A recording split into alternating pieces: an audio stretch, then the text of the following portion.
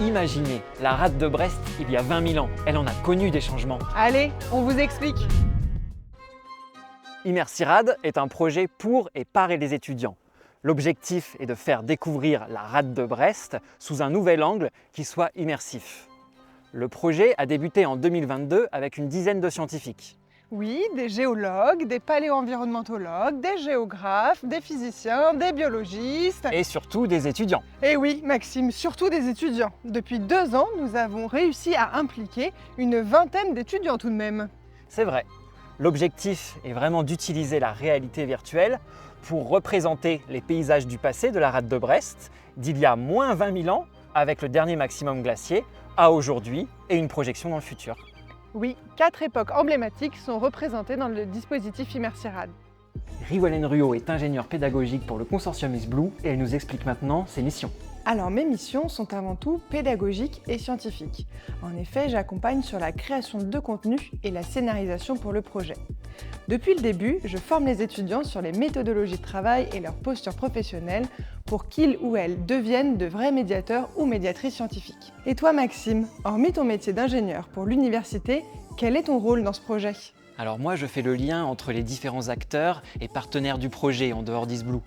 D'un côté, la fondation d'Assosystèmes, qui nous apporte leur expertise sur la 3D.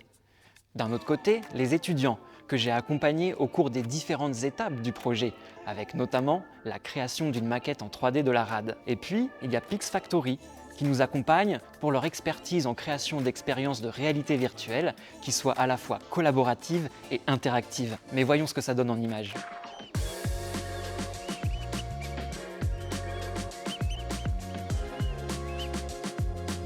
Waouh, ça donne envie de s'immerger. Et quel travail technique! Et ce n'est pas que du développement d'environnements virtuels, c'est surtout un travail d'équipe et de formation.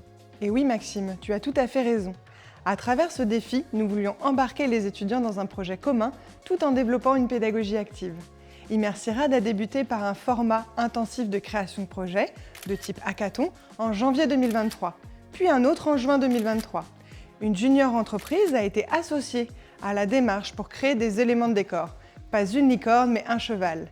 Et enfin, un dernier temps de formation pour les étudiants est nécessaire pour qu'ils deviennent médiateurs ou médiatrices du dispositif et le jouer par exemple pour les fêtes maritimes de Brest 2024.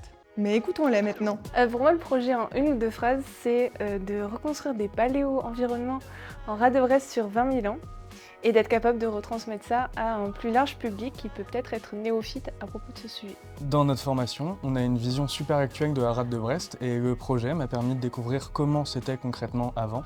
Et au lieu de se l'imaginer, on peut carrément se balader dedans grâce à un dispositif immersif. Pour moi, le projet, c'est faire découvrir la rade de Brest sous un angle qu'on ne connaît pas forcément parce que même en habitant ici, on ne se rend pas forcément compte de comment c'était il y a 20 000 ans ou comment ça sera dans le futur.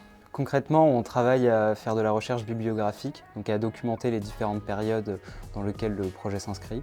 Et on va également être médiateur pour Immersilab. Alors, prêt pour ce voyage dans le temps ?